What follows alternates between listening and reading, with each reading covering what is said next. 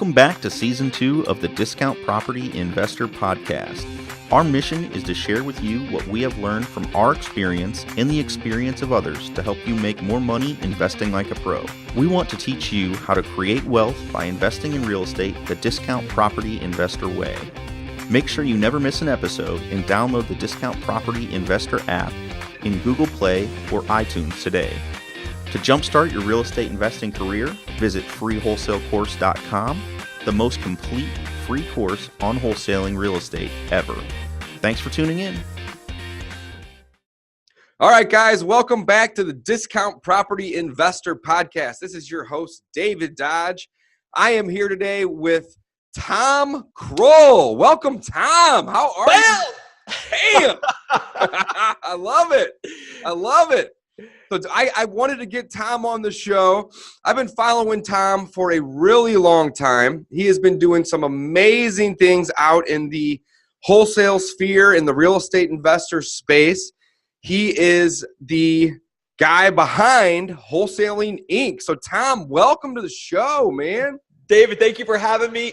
I'm honored to be here, and thank you very much for having me on. My pleasure. Very cool. Absolutely, Tom. I'm happy to have you. It's actually my pleasure. So I've been following Tom for quite some time, and I've learned a lot about wholesaling and real estate investing from Tom and a lot of other people that, you know, are part of Tom's tribe, the Wholesaling Inc. tribe. The rhinos.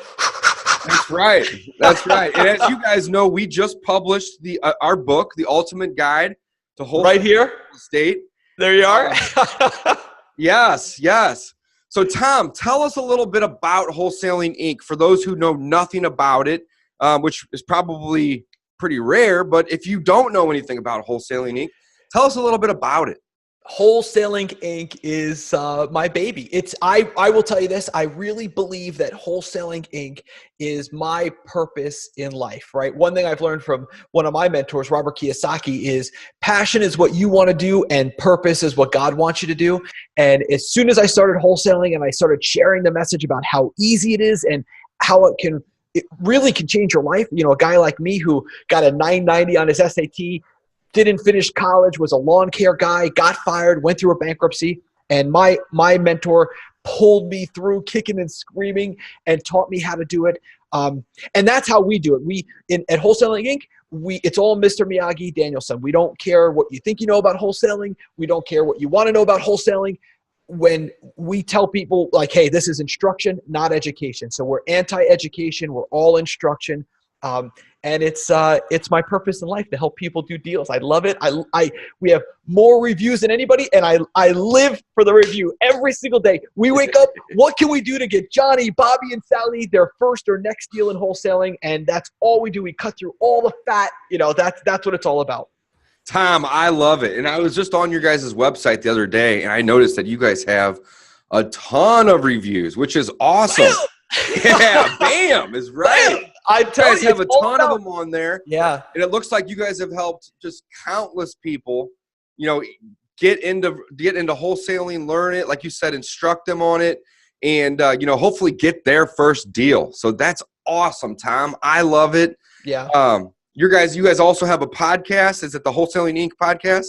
Wholesaling Inc. podcast, and it's all the same message, which is, you know, everyone overcomplicates this business. They make it about real estate. Wholesaling has nothing to do with real estate. Nothing. It's really more like a pawn shop. It's super simple. If cars tomorrow became more valuable, more desirable, and more profitable than houses, we would just switch our model to cars. We don't really care, or watches or whatever. But I think that wholesaling is really easy. People are really complicated, and or wholesaling is easy. Wholesalers are complicated. And I think if you just keep it simple, you just stay laser focused on one thing. Don't have multiple acquisition strategies. Don't have multiple exit strategies. Just it's a numbers game. Boom, boom, boom, boom. Keep it simple. The key is the reason we all do this is we want a business that is a servant to us and our family. And most people, even if they can create a little bit of money wholesaling, they create a job that they serve. So we're all about, you know, let's just have a business that is consistently and simple consistent process that you can delegate to somebody else and go rent a little hut on the Pacific Ocean at Koh Phi Phi and like, go fishing, or I don't know. Hey, that's right. That's right. Yeah. So I was just talking to Brent yesterday, and he was saying, so many good things about your guys' program. I forgot what was coming to my mind about it. But anyway, I wanted to say, I stole from you your quote, progress over perfection. I heard you say it first, and I love it. So here is what I was just telling Brent the other day. So we just published our book, The Ultimate Guide to Wholesale and Real Estate. My partner and I, Mike Slane, we worked on this book for about 2 years, okay? And we wrote it, and we rearranged it, and we rewrote it, and we rearranged it, and we rewrote it, and we rearranged it, and we rewrote it, okay? Right. We sent it off to the printing press, and it went through a spell check in the process, and it fixed some of the errors for us, okay? I think I know what you're about to say. Oh, yeah. It's probably on the first page, right? We printed 200 copies of it, and I was going to start mailing these out to anybody and everybody that had something to do with my success. Like it or not, know it or not, and you were one of those guys. You probably never even knew who I was. But I knew you, and I followed you, and I learned things from you along the way. So I wanted to, say thank you to you, as well as the other, people that I had sent the book to. But on the very first page, there was a spelling error. And then if you kind of flip through the book, on the right side of every page, almost on the top, not every single page, but a lot of them, there's that same error. And, we printed 200 copies of the book. And when somebody in my office said, "Hey, Dave, you know that you screwed this up," I started laughing. Yes. And the first thing that came to mind was progress over perfection. Yes. Progress over perfection. I'm going to say it again. Bam. Tom, that's one of the things that I've learned from you, buddy. Here, brother. Here you go. I'm reading the victory note. There it is. There you go. There's the victory note. Right. Progress, not perfection. I agree, man. That is the secret. And let me tell you, this is not a mistake. There are no mistakes, right? Byron Katie. Yeah, right? I'm not upset about it or embarrassed. I don't care. It's fine. Well, the whole thing is it's state because it's your state of mind. Wholesaling has nothing to do with real estate. It's a state of mind. I would, embrace it. Absolutely. That's the secret to success is right there. It is. So as you can see, I put the little E in there and I signed it for you. But whenever it's corrected now. So if you buy the book, you won't see that. So if you get one or had one or I mailed you one, it's a special edition.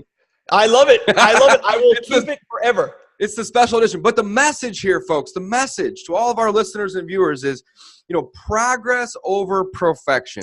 If I would have waited until this book was absolutely perfect and absolutely the way that I wanted, it would never be done. It really, truly wouldn't. I'd always find, a place to throw a comma, or this paragraph doesn't work, or this needs to go there. And it doesn't work. And it's very, very similar to what I teach my students and what you teach your students, Tom, over at Wholesaling Inc., about progress over perfection. It doesn't necessarily have to be perfect. Just work on doing something, right?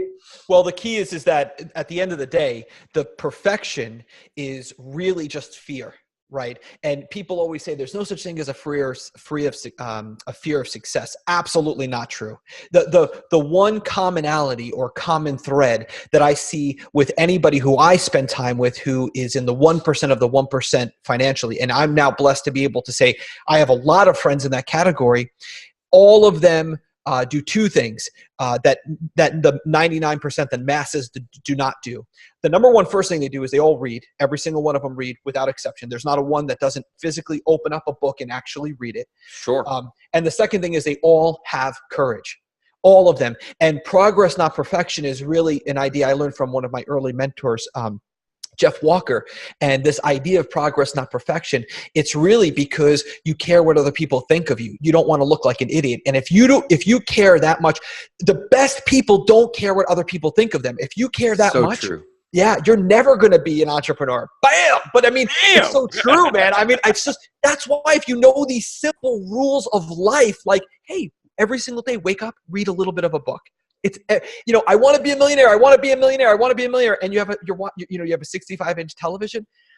Right. Want to be a millionaire or not really? Yeah, do you really want it? How Right. bad do you really want it? Exactly. I love it. I Tom, love it. I love it. Awesome, Tom, man. well, let's talk a little bit about, so whenever you do your live videos on Facebook, sometimes if I'm available, I'll watch them or I'll watch the replays of them. And you talk a lot about having I'm going to screw this up. I'm going to butcher it. So No, go ahead. just help me, please. But you talk a lot about having like a cap or I can't even word it the way you do. A financial cap on your financial aspirations. There you go. That's what I'm looking for. You have a financial cap on your financial aspirations. However, I want to ask a couple questions about this real quick. However, that's I feel like you're saying that towards whenever you're like automating it. Am I on the right path here? Whenever you have it, your systems in place and you're running smooth. Because obviously, if you wanted to grow something, you could. Yes. Right? Well, the key word in there is you. Okay. Right. So you're exactly right. So first of all, let me say this. This piece of advice is not for the person who hasn't done their first deal. Of course. This is, you're absolutely hit the nail on the head. The dialed in, what this is really saying is, hey, look, you're already making, right, let's just say $50K per month, right? So you're putting $50,000 in your month every single month consistently. What happens is when you go to delegate, I like the word delegate better than automate, right? Because I think as entrepreneurs, we have no business automating. Let the people you delegate to automate. Sure. But as far as the process, I don't care if it's manual or automated, as long as it's delegated to somebody else. But the problem is, you see these people, you could always tell because it's the ones who have the most expensive conference tables. Those are the people they've been on this gravy train, right, since 2008. And they're like, I'm so smart and I'm so great and my business is so great. As soon as the economy starts to do this, the people with the most expensive conference tables, those are the first ones out of the, right? They're the first ones. Bankruptcy. Yep. So I think that the key is that if you're making $70,000 net per month, let's just say, right? The problem with people have this advice like, if you're not growing, you're dying. That is true, but growing doesn't always have to be your gross number. I think what happens is when you're always growing, or another word for growing is changing your processes, right? Because that's what it really is. It's very hard to delegate something that's always changing. It's very hard for your business to run without you when it's always changing. So this whole idea of putting a cap on your financial resource, your financial aspirations, is really just step one of saying, hey, listen, I have a family, I have children. Thank God we're blessed. If I'm making $75,000 a month net every single month, and if you're still not happy and satiated and satisfied with that, there is a core nugget problem. There is. I don't care how many zeros you put on that, you're never going to be happy. And I've seen some of these guys who are like constantly like a roller coaster and grow. It's not. I'm after this for the lifestyle. I want a business that is a servant to me. And I think one of the keys is when you get to that stage, not today, when people who are listening, if you haven't done your first deal, again, this is not advice to even consider. Sure. Yeah. But I think that number one is Gary Keller, to have a business that runs without you. Number one, have one thing that you do really, really well and ignore everything else. Don't worry about the buy. A lot of people get caught up in selling the buy product of their business. Number two, put a cap on your financial aspirations. And then number three is delegate, don't automate. And then this way you have a business. And if you want to grow, you know what? Have a 90-day goal of how can I cut my expenses by 4% in the next 90 days. That's a great goal. You're still growing, but you don't have to constantly be growing that. You got to find a way to, spend time with the family. And I think this is coming from a place that it's not something I really learned coming up, but now that I'm at a different place, it's something that I think is important. And it's the people who are where I want to be, they're very happy at making X amount per month, and they don't have a need to want to always grow that number. So I think that's kind of, like I said, again, you have to be careful where you place this advice, because if you're brand new, kill it. Tom, I get it completely. And I appreciate you explaining that, because I think I understand, or I understood, what you were saying, but I just wanted to just elaborate on that a little bit, because I totally agree with what you're saying. Yeah. I totally agree. Changing is growing, and you don't necessarily have to grow to an infinite number, obviously, but just being content and complacent and happy with, earning a good amount of money, which is in our eyes, that's a ton, 40, Right. 50, $70,000 a month. I mean, 200.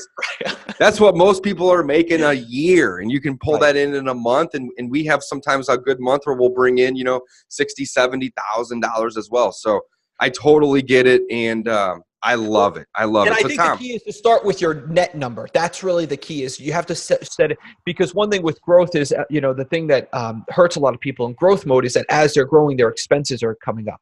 But the problem that you find when people get into trouble, because my mentors are people who've been around for 30 years, right? sure. So the people who get in trouble is that what you find is right now it's okay for your expenses to go up and to have the complexity of your business be a big web.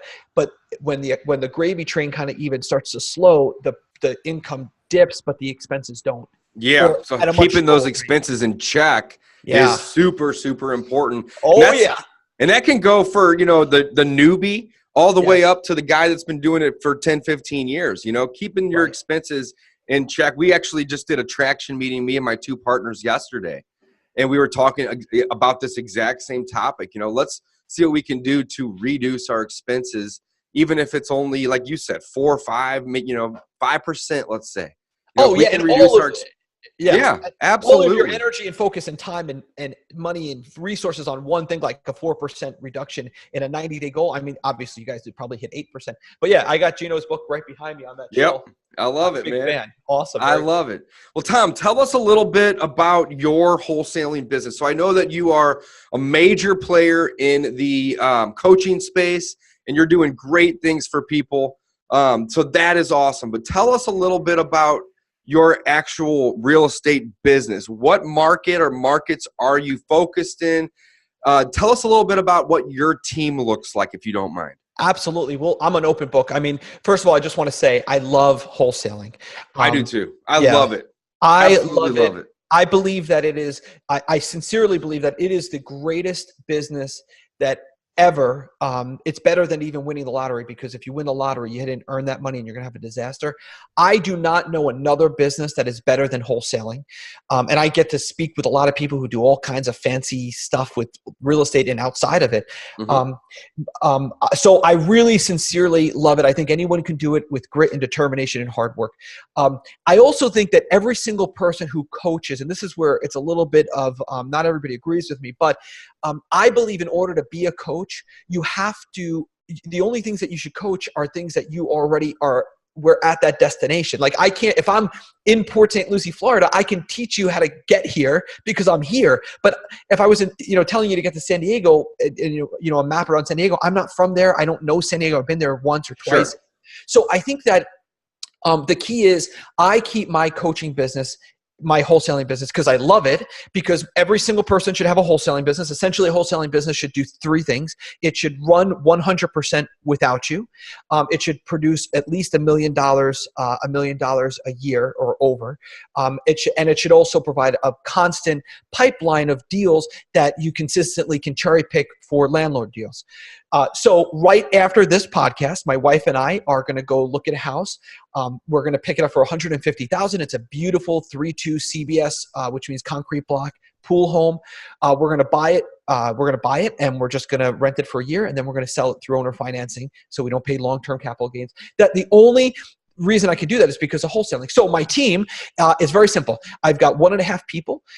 It is, it's That's awesome. Talk about awesome. simple, man. I love it. Keep it simple and keep it stupid. I am not a complex guy. I want one thing, and I want it done consistently without me. So last year we shot for $1 million. We did 1.1, just over 1.1 million in assignments. The business is totally automated. I have a mail sequence that's done by Lorena. It's direct mail. Lorena has been with me since day one. She's my first employee. She's in the Philippines. I actually flew her out here recently. She's awesome. Her and her daughter, awesome. We had a great time at one of our summits. She has a mail sequence that we go through. So if you want to discuss lists that are working right now, I'm happy to do that with you. But we have, I think right now, an 11-week mail cycle. Okay. So every single week we have a list that goes out with a postcard, and then we check all the KPIs on that, all the key performance indicators. Daniel is my brother. He is the acquisition manager. He gets paid 20% of every single assignment. He goes out. In Florida, my title company is sort of my disposition manager, if you will. So they handle the disposition of getting rid of those contracts or those houses if we buy them. So the title company does that. I have never heard that before. If you have a really good title company and you're in a particular state, you can do that. In other states, take for instance New Jersey. So we have northern New Jersey, right? Some of our most successful students are in New Jersey because it's like we call it Little San Diego. You got to have a disposition manager when you're growing. You can't do it through your title company. There are some other states like that as well, but yeah, that's basically the whole team. This year, we did hire an assistant for Daniel. Chantel, she's working part-time. So we have basically two people, one Daniel and then two part-time people. Lorena really works more on the coaching side now, but the business is totally phenomenal.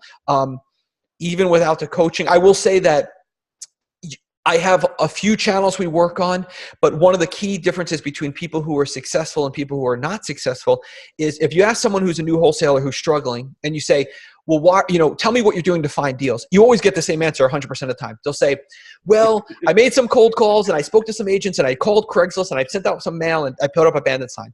When you speak to but when you speak to somebody who's like, hey, I'm crushing it and every month I'm bringing in $100,000, it's always the same answer.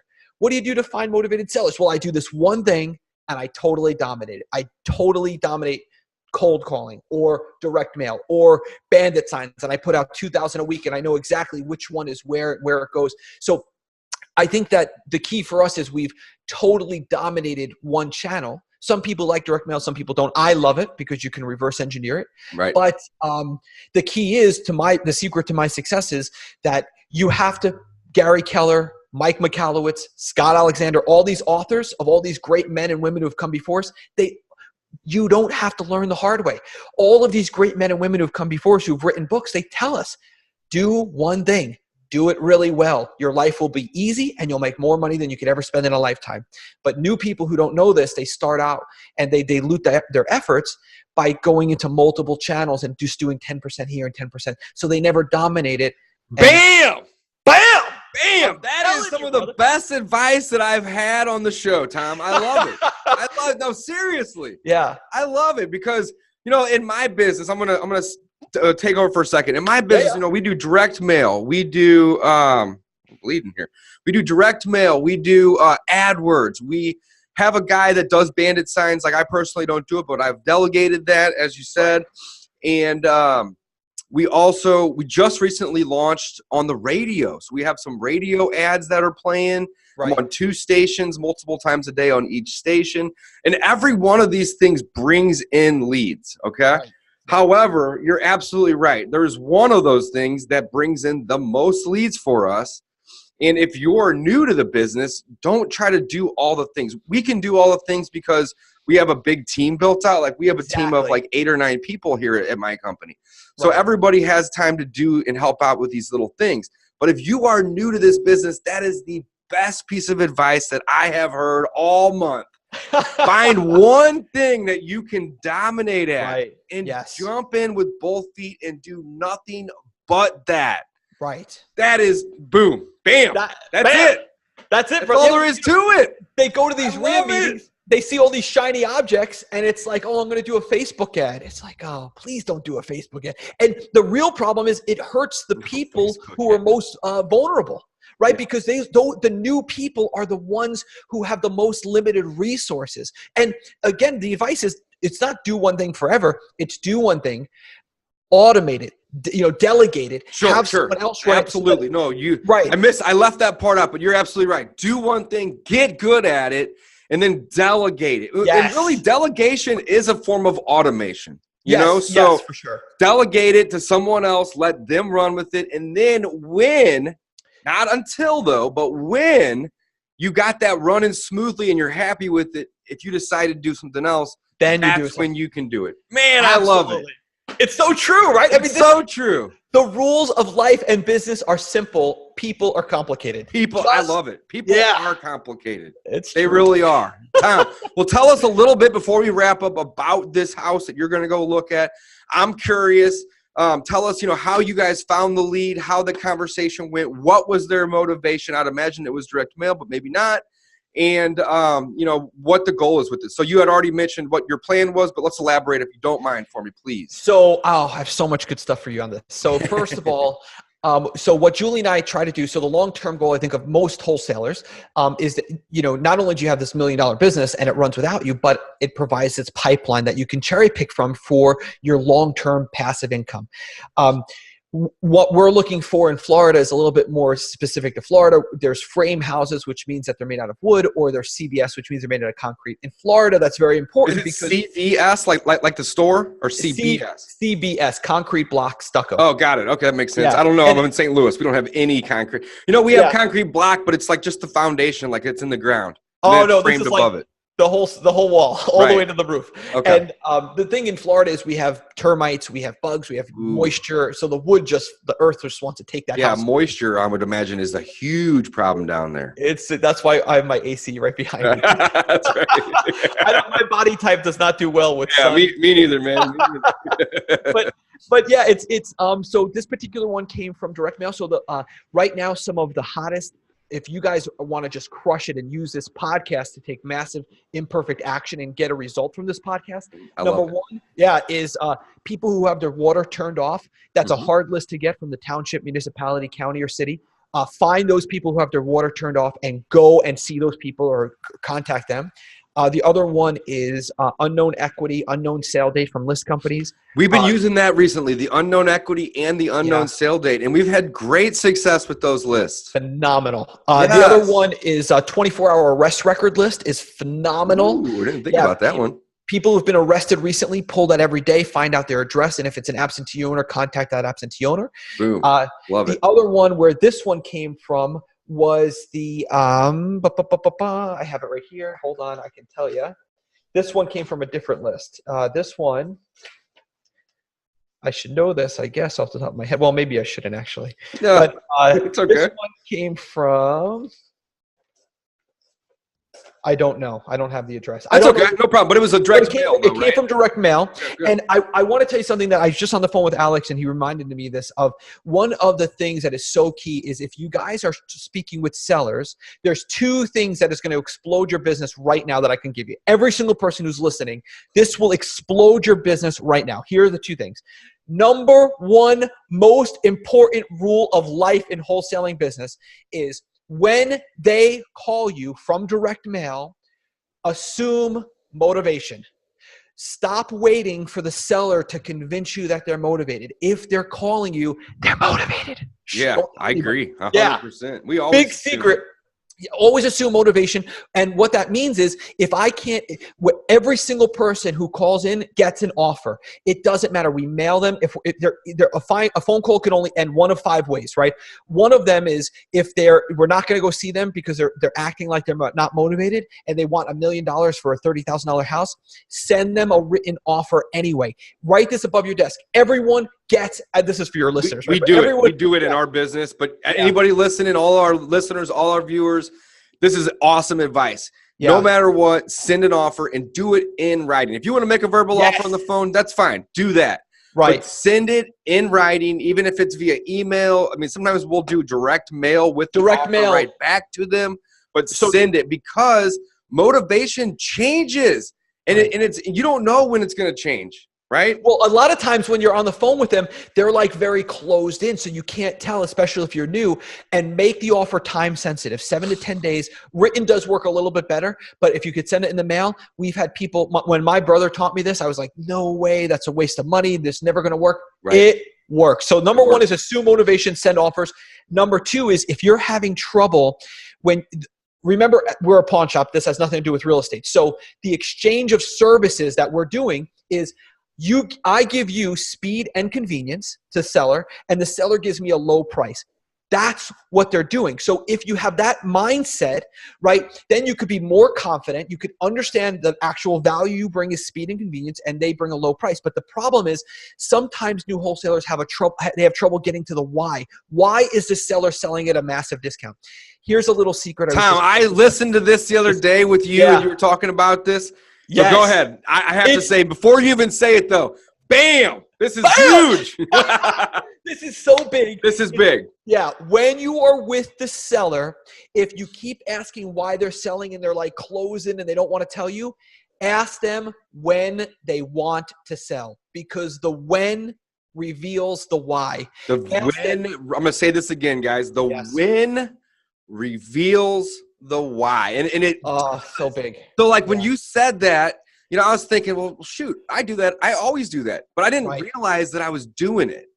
That's what I always start with the why.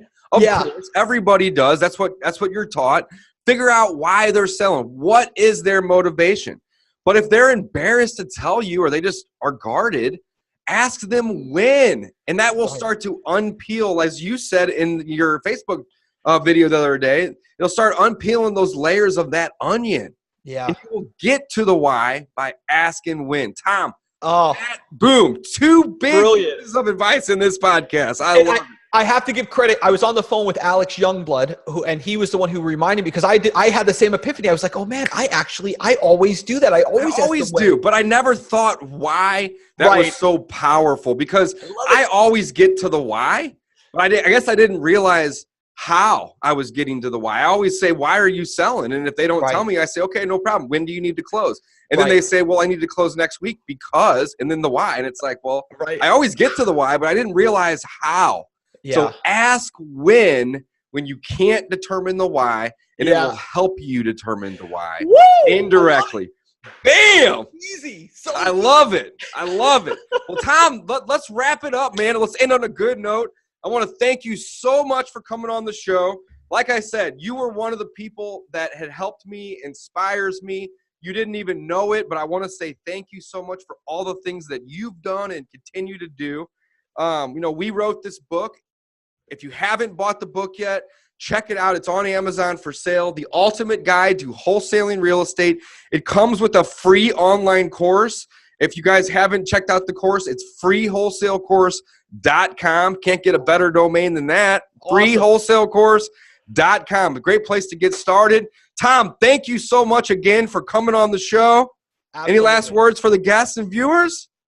Just go out there and make it happen, guys. Don't overcomplicate this simple business. Stop learning, start earning. The number one reason new wholesalers fail is because of education. The guys and girls who get the most results, they make the most money. So go out today. You can turn this podcast off right now and go and put a house under contract. And if you are too high, you cancel the contract. And if you're too low, you'll just make too much money. So stop learning, start earning. Stop learning, start earning. That's the quote for the show. All right.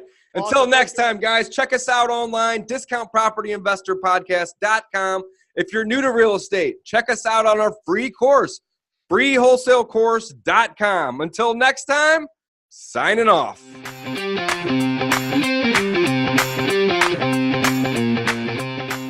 Thanks for listening to the Discount Property Investor Podcast. If you enjoyed this episode, please like, share, and subscribe to help us reach a wider audience. To jumpstart your real estate investing career, please visit freewholesalecourse.com, the most complete free course on wholesaling real estate ever. We would also appreciate it if you left us a review on iTunes or Stitcher. Thank you in advance for your support, and remember, you make your money when you buy, and you get paid when you sell. Now let's go build some wealth.